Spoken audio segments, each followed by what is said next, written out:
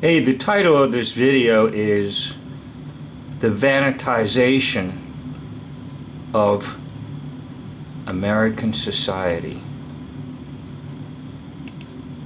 The Vannatization of American Society. So to get you into the correct frame of mind, I need you to follow how I came up with this title and how I ended up here. So I'm going to go to an excellent Bible expositor, and if you're not familiar with him, his name is Dr. James Boyce. And Dr. Boyce will talk about why we live in a mindless society. Let's listen in to Dr. Boyce. And materialism and the fast pace of our life, I do want to say that I think the chief cause of the mindlessness of our times is television. We live in a television culture.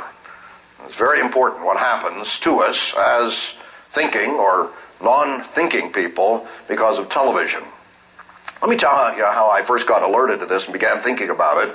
A number of years ago now, it would be 5 or 6 years ago, Ted Koppel, who's well known from the Nightline program on television, gave a graduation address at Duke University. It was really a very impressive address for a secular person before a secular audience.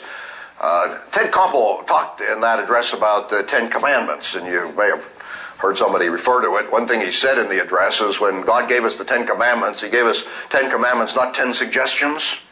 You ever hear that? And furthermore, he says they are the 10 commandments, not were the 10 commandments. And then he did, I think it was rather brilliant as well as courageous, he began to take the 10 commandments, especially those in the second table of the law, and apply them to the great scandals of our time. You shall not bear false witness, and he linked it up to the insider trading scandals on Wall Street involving Botsky and others, and he said, there's a command that has bearing on our culture. You shall not commit adultery. He talked about the scandals with the TV evangelists and so forth. He went down through a number of them and sort of recalled people to an ethical base. We need to rediscover ethics in our society, is what he was saying. Now, I thought that was very impressive. But what interested me most about what Koppel said is what he said in the very first sentence. Very first thing that Ted Koppel said when he stood up before this secular graduating audience is this. He said, America has been vannatized. Now, nobody knew what that meant. He was coining a word. It's the first time that the word vannatized was ever used, I suppose. And so in the next sentence, he explained what he meant. He said that's vannatized as in Vanna White. I can always tell how spiritual an audience is, whether they laugh at that. You see, spiritual ones don't laugh at all. They don't know who Vanna White is. I did not at the time know who Vanna White was, but I have watched her since. Vanna White is this very attractive blonde lady on the Wheel of Fortune game show who has this very difficult job. Vanna White stands over on one side of the game board, and the contestants call out the letters that are going to be involved in what is spelled out here, what they're trying to guess. And when they guess one of those letters, Vanna White goes around and touches it or turns it to light it up on all the places where the letter occurs. And when she gets over to this side of the game board, she claps her hands. Now, that is what Vanna White does. It's a very difficult job for which she is paid an awful lot of money and for which she is very well known. Not only is she well known, she's imitated. You know that all over the world there are televised game shows like Wheel of Fortune that have a character named Vanna White, except they give her different names. Out in Australia, I was just with some Australians and was talking to them about it. They have one out there in Australia, and her name is Adriana. She doesn't even have a last name. It just sort of adds to the mystique. And there's a girl like this in Germany, and the German version, one in France, and so on. Now, Ted Koppel called attention, first of all, to how well known, how popular Vanna White is.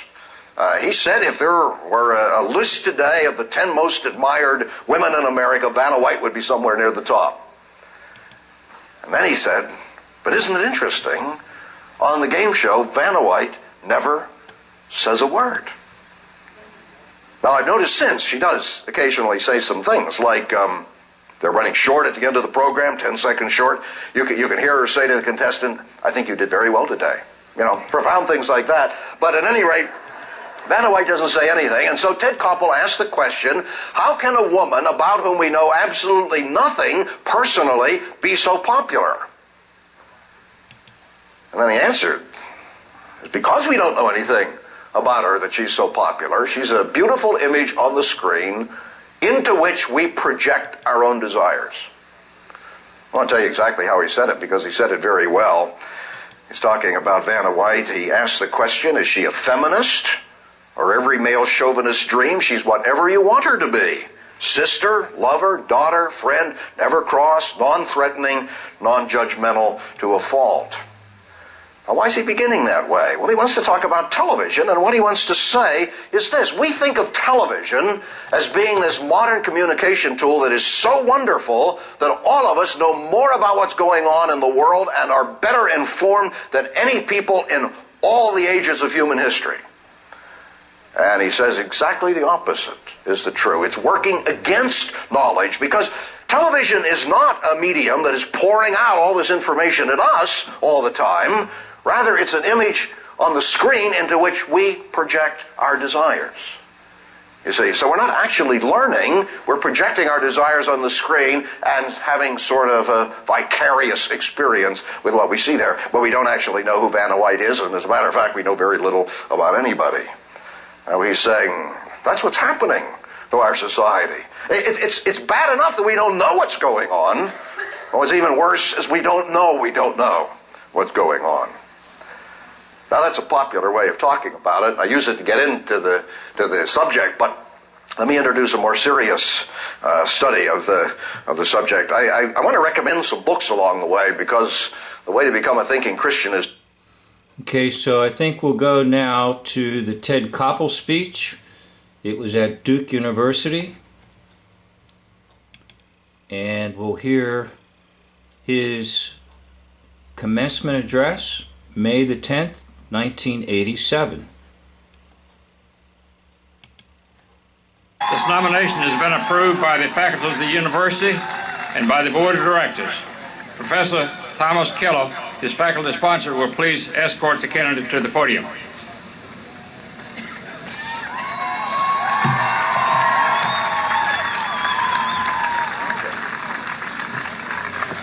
R. David Thomas, entrepreneur, philanthropist, exemplar of the American dream. You have achieved success as the result of your integrity, your determination, and your deep sense of commitment to family and community. Orphaned shortly after birth, you transformed of achievement. You have become a rare representative of journalistic integrity and professionalism in commercial broadcasting. The qualifications and experience which brought you to prominence as the anchor of ABC News Nightline are impressive. With a bachelor's degree in speech from Syracuse University and a master's degree in journalism from Stanford, you quickly earned the right to report to the American public on the major events of our national life. You were at the 1964 presidential nominating conventions in Selma, Alabama, and in Vietnam. You went to China with Richard Nixon and covered 250,000 miles in the wake of Secretary of State Henry Kissinger. With such news stories as second to none, examining the strategic nuclear balance and America held hostage, ABC's nightly report on the 1979 Iran crisis, you gained a reputation as a knowledgeable commentator and student of world affairs. For your work, you have been recognized numerous times with the Emmy, a George Polk Award for Best Television Reporting, an Alfred I. DuPont Columbia University Award in Broadcast Journalism, and 4 Overseas Press Club Awards from your colleagues. Duke University is proud to honor you as well for your intellectual curiosity, your learned attitude of inquiry that eschews the sensational in favor of understanding the substantive, and your high professional standards that insist on the practice of journalism in the interests of all people. By the authority vested in me, I confer upon you the degree of Doctor of Humane Letters, and I admit you to its rights, its privileges, and its obligations.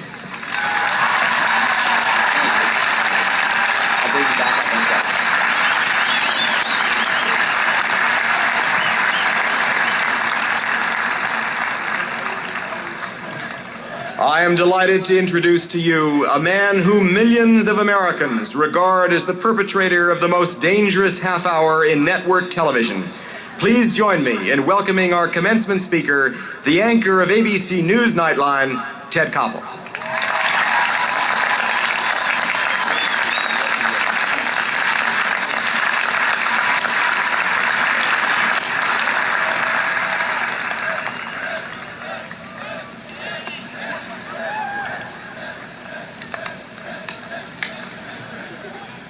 Well, isn't that special?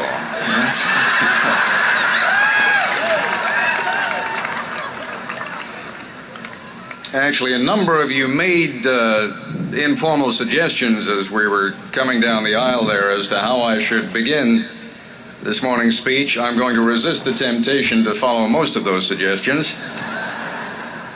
One of them I thought was kind of cute. Good morning, I'm Ted Koppel, and this is commencement.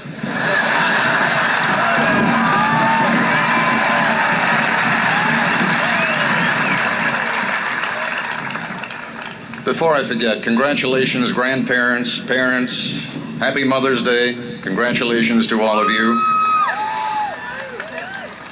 I'm going to talk to you about a phenomenon that I think is taking place in this country today. America has been vannatized. That's vannatized as in Vanna White.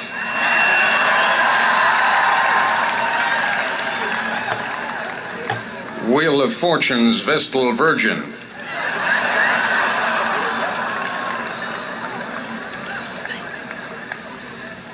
No, I saw the same copy of Playboy you did. The young lady may or may not already have appeared on one of those ubiquitous lists of most admired Americans, but if she has not, it's only a matter of time. Through the mysterious alchemy of popular television, Miss White is roundly, indeed all but universally, adored.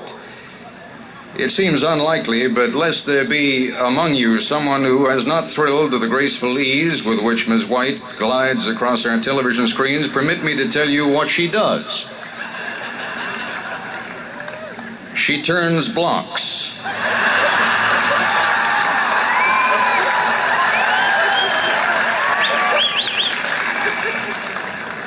On which blank sides are displayed to another side of the block on which a letter is displayed. She does this very well.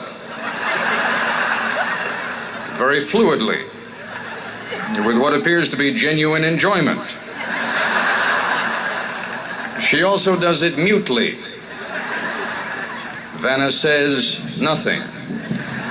She is often seen smiling at and talking with winners at the end of the program, but we can only imagine what they are saying to each other. We don't hear Vanna. She speaks only body language, and she seems to like everything she sees.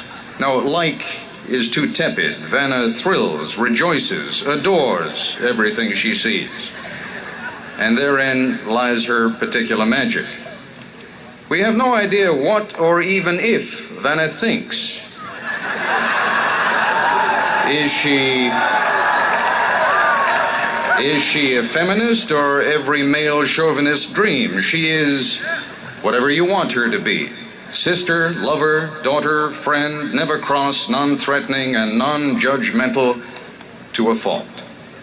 The viewer can and apparently does project 1,000 different personalities onto that charmingly neutral television image, and she accommodates them all. Even Vanna White's autobiography, an oxymoron if ever there was one, reveals only that her greatest nightmare is running out of cat food, and that one of the complexities of her job entails making proper allowance for the greater weight of the letters M and W over the letter I, for example. Once, we learn, during her earlier, less experienced days, she failed to take that heavy letter factor into proper account and broke a fingernail.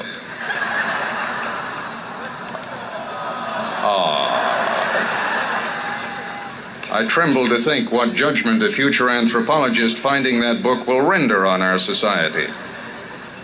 I tremble not out of fear that they will misjudge us, but rather that they will judge us only too accurately. For the Vanna factor has wormed its way into all too many aspects of our lives. All of us whose success is directly or indirectly a function of television are the beneficiaries of the Vanna factor. I am, for example. My mail proves it to me on a daily basis. I am increasingly driven to the conclusion that on television, neutrality or objectivity are simply perceived, or at least treated, as a form of intellectual vacuum into which the viewer's own opinion is drawn. I find myself being regarded not so much as an objective journalist, but as someone who shares most views, even those that are incompatible with one another. As in the case of Vanna White, although mercifully to a lesser degree, many of Nightline's viewers project onto me those opinions they would like me to hold, and then find me compatible. In Vanna White's case, in my own, the fostering of such illusions may be not only permissible but even necessary. We have been hired, Vanna and I, to project neutrality. The problem is that what I'm calling the Vanna factor has evolved more and more into a political and economic, even a religious necessity. On television, ambiguity is a virtue, and television these days is our most active marketplace of ideas. Let's take inventory for a moment. 60% or more of the American public, roughly 140 million people, get most or all of their news from television. Presumably some of those people can read, but approximately 60 million of our fellow citizens cannot. They are functional illiterates. For them, television is not merely the medium of choice, but of necessity. What then should we or must we conclude? Whatever your merchandise, if you want to move it in bulk, you flog it on television. Merchants trying to sell their goods, politicians... Okay, I'm going to stop it right here. I wanted to get the idea out to you of the vannatization of American society, and that is that the television screen or computer screen or your cell phone screen projects an image. Now, what we do is we project an image back, an emotion back, in that it's like a double projection. The image of Vanna White appears, and then that stirs something inside of the individual, and that individual then projects an emotion back towards Vanna White. Now, it could be anyone else, doesn't have to be Vanna White, right? It could be Ted Koppel. Okay? It could be a comedian, Johnny Carson. Could be a movie hero, John Wayne. And so what happens is there's kind of a soul bonding between the individual viewing and the images that are projected.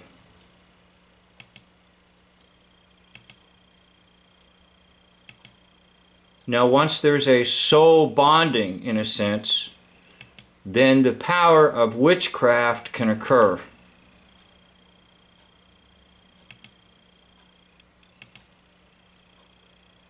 Because the souls become knit together. Like in the Bible, it tells us about David's soul was knit together with Jonathan. And that might be an example of a good soul bonding. But there are bad soul bondings. And out of those bad soul bondings comes control. So immediately there's an interaction between the image on the screen, whether it's a Vanna White image